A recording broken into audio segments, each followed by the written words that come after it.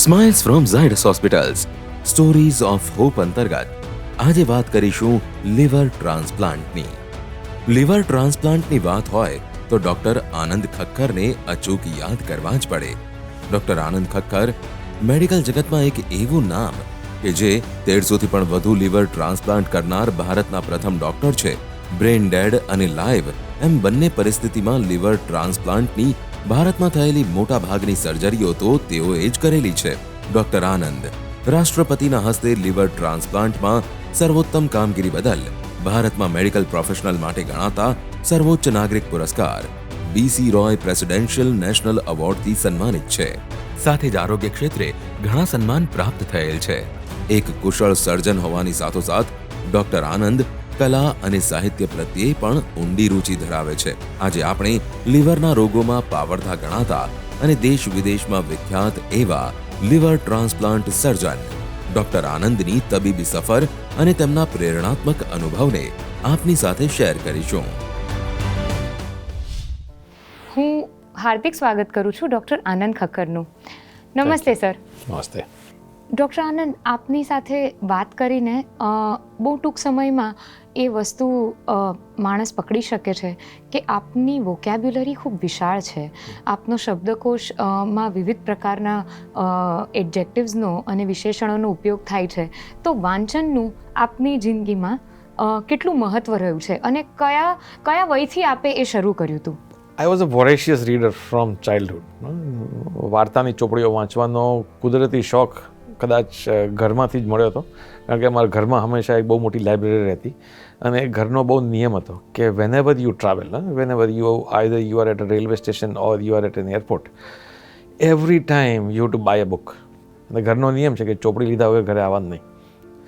So we have a library of books starting from story books to encyclopedias to self-help books. એટલે એ વાંચીને અને દુનિયા ફરીને ઘણા બધા કલ્ચરમાંથી મળેલા લોકો સાથે ઇન્ટરેક્ટ કરીને એક જીવન વિશે જે જ્ઞાન આપણને મળે એ જ જ્ઞાનની અભિવ્યક્તિ કે expression comes out in the form of your language and vocabulary is what I believe. આપના ગમતા પુસ્તકો અને સાહિત્ય વિશે આપ થોડું કહી શકશો? ઘેર ઝવેરચંદ મેઘાણીના અમુક પુસ્તકો વાંચેલા, જ્યોતિન્દ્ર દવેના અમુક પુસ્તકો વાંચેલા, પન્નાલાલ પટેલના અમુક પુસ્તકો વાંચેલા. એમાંના અમુક છે કે જ્યોતિન્દ્ર દવેની મારી વ્યાયામ શાળા, અલગાઈ રખડપટ્ટી, એવા ઘણા પુસ્તકો have left a deep impact on who I am and how I think. The ones that have shaped who I am, some of them are the works of Sir Arthur Conan Doyle. Some of them were classics. Sherlock Holmes. Yeah, Sherlock Holmes. Very impressive. Then I read all the classics, starting from those of Charles Dickens and Robert Louis Stevenson. I mean, these guys, I've read them completely. Alexander Dumas is my all-time favorite. These two books, The Three Musketeers and Monte Cristo, The Count of Monte Cristo. Beyond that, I have read extensively stuff like Mario Puzo's, The Sicilian and The Godfather. The Godfather is like a Bible for life, in daily life. Godfather is a Bible for life. Okay. સૌથી વધારે મહત્વનું શું ગોડફાધરથી શીખવા મળે છે? જરૂરી હોય તે કરવું પડે તો એને હંમેશા તમારી પર્સનલ બિલીફ સિસ્ટમ સાથે સાંકળીને તમને don't cage yourself in that is one. The second is make an offer that he cannot resist. Okay, so કોઈ પણ વસ્તુને હાંસિલ કરવા માટે ઘણી વખત બધા જ દરવાજાઓ ખોલવા પડે તો ખોલી નાખવાના. થર્ડલી, there are a few events. I mean, the persona of Michael Corleone and the persona of Don Corleone, the boldness with which they take decisions and approach. એટલે એક જીગર સાથે નિર્ણય લેવાની નિર્ણય શક્તિ આપને એ વયે જ્યારે આપે એ વાંચ્યું ત્યારે બહુ ઇમ્પ્રેસ કરી ગઈ. Yes, એ બહુ ઇમ્પ્રેસ કરી ગઈ. I mean, that persona lives in me. Sometimes I do sort of behave like Don Corleone or Michael Corleone. And okay. another book along those lines is a book called from Jeffrey Archer. It is called Cain and Abel. Right. Cain and Abel is Abel What a Rosnowski. wonderful piece of literature. Yes, absolutely. Jeffrey Archer in general, but Cain and Abel in particular. Yeah, these characters, Abel Rosnowski and William Lovell Cain, they left a deep impact in me. હવે આપણે આપણા દર્શક મિત્રોને liver transplant વિશે થોડી માહિતી આપી શકીએ. લિવર ટ્રાન્સપ્લાન્ટ એક પ્રખર કક્ષાની સર્જરી છે, probably the most technically challenging surgery. એમાં એક વસ્તુ છે, પોર્ટલ હાઇપરટેન્શન નામની એક ફિઝિયોલોજી છે which happens in patients with cirrhosis. આની સાથે બરોડ સ્પ્લીન મોટી થઈ ગઈ હોય અને એમાં શરીરમાં પ્લેટલેટના કણ ખૂબ જ ઓછા થઈ ગયા હોય. લીવર એની કુદરતી કામગીરી હેઠળ કોએગ્યુલેશન ફેક્ટર્સ એટલે લોહી જામવા માટેના જરૂરી બધા જ પદાર્થો લીવર બનાવે છે. એટલે લોહી જામવાની પ્રક્રિયા બિલકુલ ખોરવાઈ ગઈ હોય છે. પ્લેટલેટના કણ ઓછા થઈ ગયા હોય છે. આખા પેટમાં, એબ્ડોમિનમાં બધી જ જગ્યાએ નાની નાની બ્લડ વેસલ્સના જાણે ફુવારાઓ છૂટતા હોય છે. એટલે એને લીધે આ સર્જરી ટેકનિકલી ખૂબ જ ચેલેન્જિંગ થઈ જાય છે અને એ જે બગડી ગયેલું ખરાબ સિરોટિક લીવરને કાઢવામાં એ જ 50% સર્જરી એ છે અને બીજી 50% સર્જરી નવા લીવરનું પ્રત્યારોપણ હોય છે. એટલે આને લીધે સર્જરી ઓન એન એવરેજ 8 થી 12 કલાક મિનિમમ ચાલે. ક્યારેક જો કોમ્પ્લિકેટ થઈ જાય તો ચાલ્યા જ કરે. અને because of this the training needed is extensive. It has also to be modulated based on the comorbidities of the patients. જેમ કે કોઈને ડાયાબિટીસ છે, કોઈનું હાર્ટ નબળું છે, કોઈની કિડની નબળી છે, અને કયા વયનું એ દર્દી છે અને તમને કયા પ્રકારનું લીવર મળવાનું છે ટ્રાન્સપ્લાન્ટ કરવા માટે. આ બધી જ વસ્તુઓનો તમારે સમાવેશ કરવો પડે તમારા સર્જિકલ પ્લાનમાં અને તમારા કેર પ્લાનમાં. એટલે liver transplant becomes a complicated medical, technical and surgical endeavor. Mainly, transplantation of the liver includes removal of the diseased liver and implantation, એટલે પ્રત્યારોપણ નવા લીવરનું. અને એમાં over and above doing liver surgery, it includes vascular surgery, એટલે blood vesselsની surgery કે નવા લીવરના બ્લડના જે connections આવે, Wien, હિપેટિક વેઇન્સ, portal Wien, હિપેટિક artery અને બાઇલ ડક્ટ, આ બધાના એનાસ્ટમોસિસ એટલે દર્દીના પોતાના આ બધા બ્લડ વેસલ્સ અને બાઇલ ડક્ટ સાથે નવા લીવરનું જોડાણ એ એક પ્રત્યારોપણનો એક ભાગ છે. This is what makes the surgery challenging because it needs gastrointestinal surgical skills, it needs a thorough knowledge of surgical physiology, it needs a thorough knowledge about how, depending upon the quality and type of the liver that you are getting, એ કયા પ્રકારનું કામ આપશે તમને શરૂઆતમાં અને in what way it will evolve into a new milieu after the transplantation. અને તમારે દર્દીને હાથ પકડીને નહીં, તમારા ખભે એને you have to carry him through. And that is why it is such a challenging surgical endeavor. આપે હમણાં એક સિંગલ પેશન્ટમાં લિવર અને કિડની બંને ઓર્ગન્સ ટ્રાન્સપ્લાન્ટ કર્યા. એના વિશે આપ થોડું જણાવી શકશો? કારણ કે સાંભળીને બહુ અજુગતું લાગે છે કે બે ઓર્ગન્સ એક પેશન્ટમાં કઈ રીતે ટ્રાન્સપ્લાન્ટ કરી શકાય. એટલે ઘણા બધા દર્દીઓ હોય છે કે જેને ડાયાબિટીસને લીધે લીવર અને કિડની બેવ ખરાબ થયા હોય. ઘણી વખત લીવર અને કિડની બેવ ખરાબ થવાના અલગ અલગ રોગો અને કારણો હોય છે. પણ આવા સંજોગોમાં ભલે કદાચ ક્યારેક કિડની વધારે ખરાબ હોય ને લીવર ઓછું ખરાબ હોય, અથવા તો લીવર વધારે ખરાબ હોય ને કિડની ઓછી ખરાબ હોય, પણ એક લિમિટથી વધારે એક ઓર્ગન ખરાબ થયા પછી એને બદલ્યા વગર બીજું ઓર્ગનને બદલવું એ એક જાનનું જોખમ ઊભું કરે છે, લાઈફ થ્રેટનિંગ સિચ્યુએશન ઊભી કરે છે. એટલે આવા કેસીસમાં ખાસ કરીને તમે જે દર્દીની વાત કરો છો એમાં તો એ પેશન્ટ લીવર ફેલિયરમાં હતું, એ ઉપરાંત કન્ટિન્યુઅસ ડાયાલિસિસ ઉપર હતું. એટલે એમાં આપણી પાસે કોઈ છૂટકો જ ન હતો કે લીવર સાથે કિડનીનું ટ્રાન્સપ્લાન્ટ કરવું જ પડે. અને જો એ ન કરીએ તો એ પેશન્ટને લીવર ટ્રાન્સપ્લાન્ટ પછી જો ડાયાલિસિસ ચાલુ રાખવું પડે તો એમાં લગભગ 30% રિસ્ક ઓફ ડેથ પહેલાં 1 મહિનામાં જ હોય છે. એટલે એમાં અમારી માટે એ કમ્પલસરી હતું કે લીવર અને કિડની બેવ ટ્રાન્સપ્લાન્ટ કરવા પડે. અને તમારી વાત બિલકુલ સાચી છે કે it possess additional challenges in an already challenging procedure. ખાસ કરીને એટલા માટે કે ઓપરેશન દરમિયાન એટલે પેરી ઓપરેટિવલી એનેસ્થેશિયાના જે ક્લિનિકલ ગોલ્સ હોય છે કિડની ટ્રાન્સપ્લાન્ટ માટે એ અને જે ક્લિનિકલ ગોલ્સ હોય છે લીવર ટ્રાન્સપ્લાન્ટ માટે દે આર સ્ટાર્કલી ઓપોઝિટ. એટલે ફોર એક્ઝામ્પલ કિડની ટ્રાન્સપ્લાન્ટ પેશન્ટને ખૂબ જ વોલ્યુમ આપીને એને જરાક વેટ રાખવું પડે, ભીનું રાખવું પડે, જ્યારે લીવર ટ્રાન્સપ્લાન્ટ પેશન્ટને તમારે ડ્રાય રાખવું પડે લો વોલ્યુમ ઇનફ્લોઝ માટે. જે પ્રકારના પ્રોકોએગ્યુલન્ટ્સ એટલે બ્લડ અને બ્લડ પ્રોડક્ટ્સ, પ્લાઝમા, ક્રાયોપ્રેસિપિટેટ્સ, પ્લેટલેટ્સ એ જે લીવર ટ્રાન્સપ્લાન્ટમાં આપવા પડે એટલા બધા પ્રોડક્ટ જો આપણે કિડની ટ્રાન્સપ્લાન્ટમાં આપીએ તો એ કિડની ક્લોટ થઈને કદાચ કામ ન કરે આગળ જતાં એવો સખત રિસ્ક રહે. એટલે આ બધા જ starkly contrasting elements of the technical endeavour have to be coordinated. તદુપરાંત ઇમ્યુનોસપ્રેશન કે જે રોગ પ્રતિકારક શક્તિને સપ્રેસ કરવાની જરૂરિયાત હોય છે ટ્રાન્સપ્લાન્ટેડ ઓર્ગન્સને ઇમિજિએટલી રિજેક્ટ થવાથી રોકવા માટે, એ વસ્તુઓમાં પણ હ્યુજ ડિફરન્સીસ બિટવીન લીવર અને કિડની.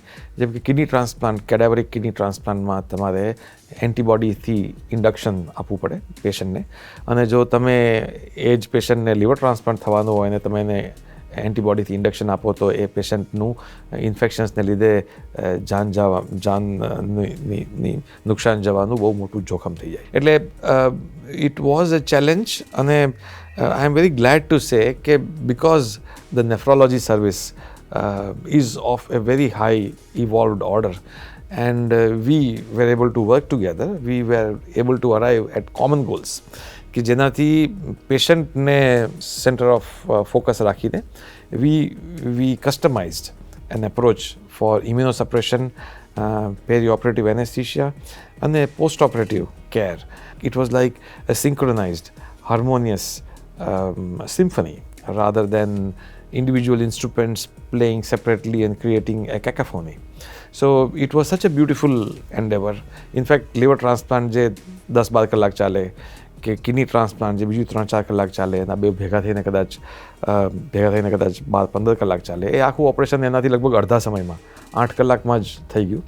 અને કોઈ જ પ્રકારના hurdles starting from induction immunosuppression to perioperative fluid and electrolyte મેનેજમેન્ટથી post operatively keeping the central venous pressures at a certain goal, એ બધી જ વસ્તુ એકદમ સમન્વય અને એક હાર્મોનિયસ રીતે it went through like a breeze. It was just a happy endeavor.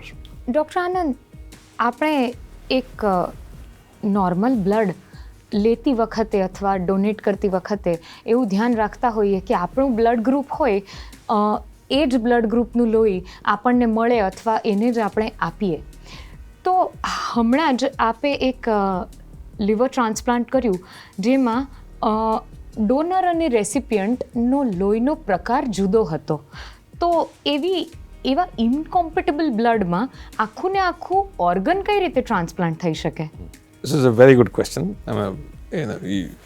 It's a profound truth of physiology કે બ્લડ ગ્રુપ એ વાળા દર્દીઓને કુદરતી રીતે pre existing antibodies against blood group B હોય, અને એવી જ રીતે બ્લડ ગ્રુપ બીના દર્દીઓને pre existing antibodies against blood group A હોય. અને એને લીધે જ જેમ blood transfusion across blood groups કરીએ તો એમાં હેમરેજિક કોમ્પ્લિકેશન્સ થાય, એ રીતે તમે ઓર્ગનને ટ્રાન્સપ્લાન્ટ કરો તો એ ઓર્ગન પણ એની અંદર લોહી જામી જઈને એ લીવર કે કિડની કે કોઈ પણ other organs they are at risk of being completely rejected. So pre existing antibodies they precipitate what is called hyperacute rejection or coagulation blood inside the new organs.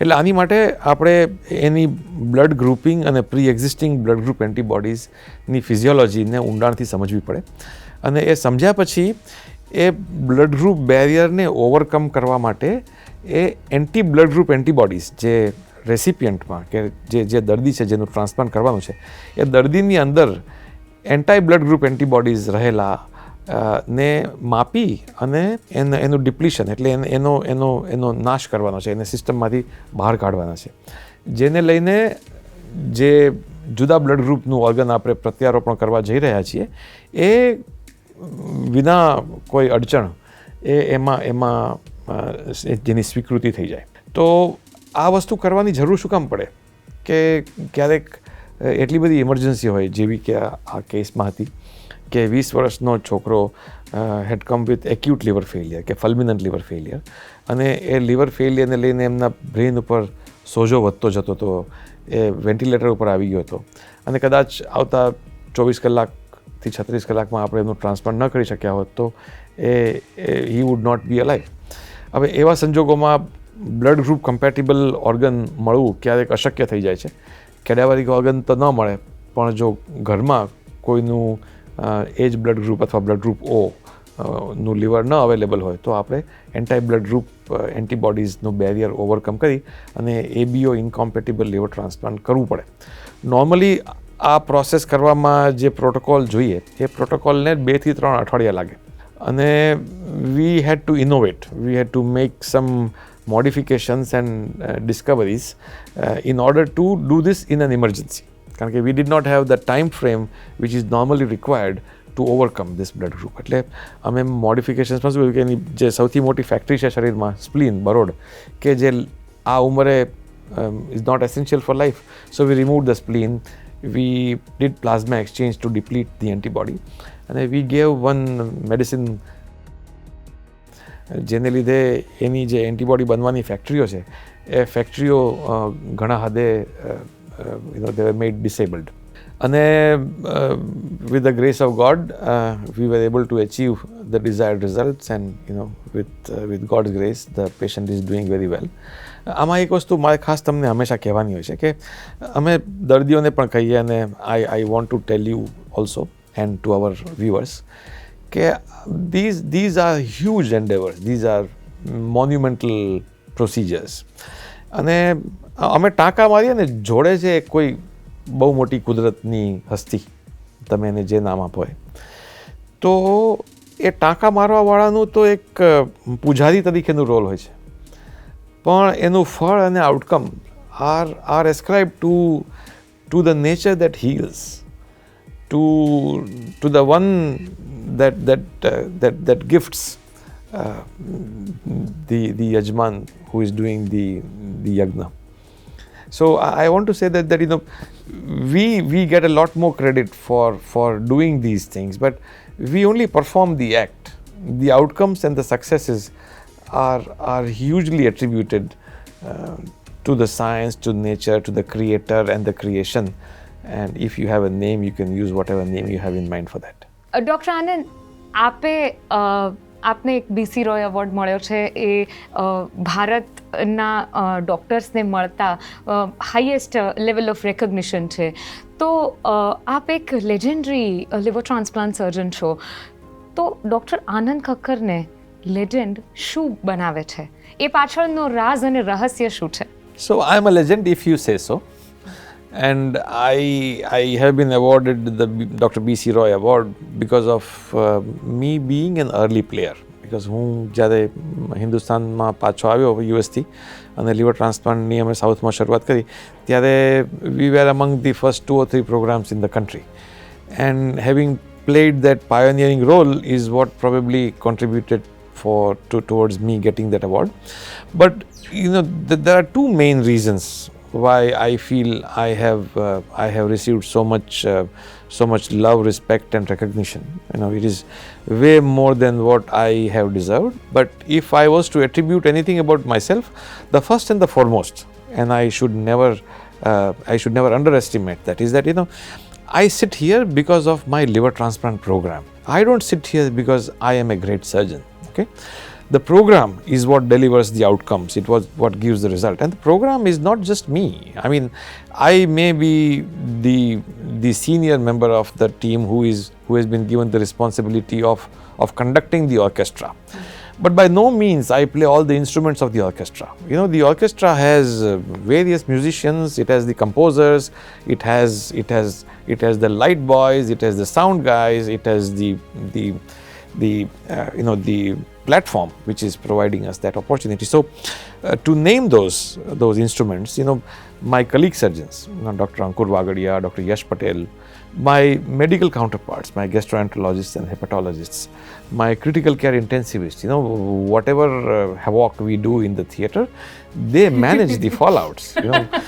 Dr. Himanshu Sharma and the critical care team, they manage the outcomes.